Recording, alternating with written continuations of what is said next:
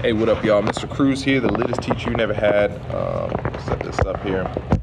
So I wanted to take a minute to talk about some comments that have been made in a video that I had posted not that long ago. I was talking about Reason, and I was sharing my concerns about, like, you know, some of the features that it was lacking, and expressing my gripe about the fact that, like, hey, you know, all these other Daws have had these features, and, like, you know, we still don't.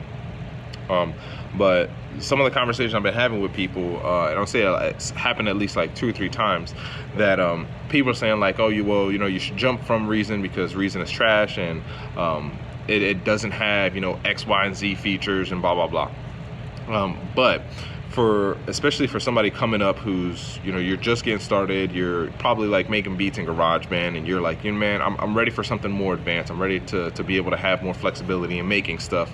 And you're researching and thinking about which DAW you're going to go with. Here's my opinion. It doesn't matter. Whichever DAW you pick, that's not necessarily going to make you better or worse. What matters is your skill. So if you're making beats and you're in Logic and you feel like, man, I want to jump on FL Studio because, you know, FL Studio has this one thing that Logic doesn't have, and if I had that thing, like, I'd be so much better, it'd, you know, be game over. The truth is, if you're trashing Logic and you jump to FL, you're going to find out that you're trashing FL. If you're in FL and you want to jump to Logic or Pro Tools, you're going to find out that you're going to be trashing those if you're already trash in whatever it is that you're working on. So that being said, like, all these programs, it's just a bunch of binary. Like, they're just, it's a computer program that makes music. Like, it is not, it in and of itself is not going to make you better, and there's no difference between all of the DAWs that we have.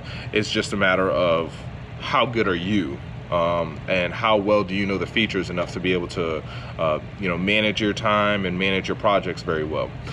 I would actually venture to say that, and yes, like, that is one of the concerns that I had, that Reason was lacking features that other DAWs have had. But at the end of the day, I'm good in Reason because I'm just good in general.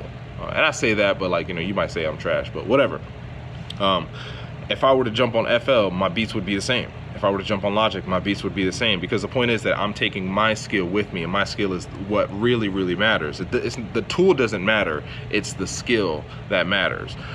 Because it would suck to be able to like, be in GarageBand and they say, like, all right, I'm gonna go to Logic, and then go to Logic and then, you know, I don't know, get DAW envy and then jump on FL because your best friend has FL or whatever, and then end up spending all this money jumping from DAW to DAW, only to realize that, like, you know, your music has not gotten any better.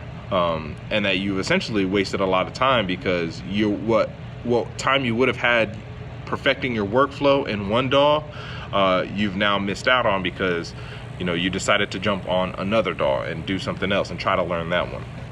And I would actually like to, I'm gonna end this last point with this. I would venture to say that it is probably better, in my opinion, it's better that Reason had been more limited for me, because it forced me to, it's kind of like when somebody goes blind, or like when they start going blind, and then they rely on their other senses a lot more. So because Reason was so limited, it forced me to use other means and other processes and develop other skills that in turn I feel like made me a better producer. For example, I had a friend who went to one of those, like, music colleges, like Full Sail and whatnot. And before he went, he had, like, played me the song that he had done. I was like, man, this is trash. This is whack. This is horrible. He came back, and, like, the stuff that he had been playing me after a couple of months of being there, it was, like, much better. And what he told me is that I was working in Logic at the time, and I pulled up an EQ, and he's like, yo, check this out. And then he clicked the button, and then it turned it all into just the list of the parameters and, like, a little slide knob to be able to adjust those parameters. And he's like, at school, they teach us, like, at the start, we're only allowed to use that. Like, all we're allowed to do is look at the frequency and then, like, the Q and the shelf and all this other stuff. That's all we're allowed to do, which that limitation made him it made him much better at mixing.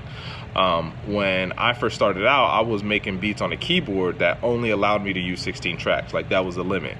So when I jumped on Reason, I like, oh, I got unlimited tracks? Yo, all of my tracks had like 30 tracks. Every beat that I had like 30 plus tracks or whatever. And, like, now, as I'm a much more seasoned producer, I'm realizing like, yo, 16 was way more than enough to be able to do stuff. So anyways, that's just what I wanted to say. Like, if you're kind of picking and choosing which DAW you want to use, my opinion would be pick one that hopefully either you're familiar with, you're familiar enough with, or that you know, personally know somebody in your life that is familiar enough with them that they can kind of show you the ropes to get you started, and then stick with that DAW, because the longer you stick with it, the more ins and outs and the more tips and tricks and little hacks that you're going to find out, the quicker your workflow is going to be, and the better you're ultimately going to be in the end, is if you stick with one.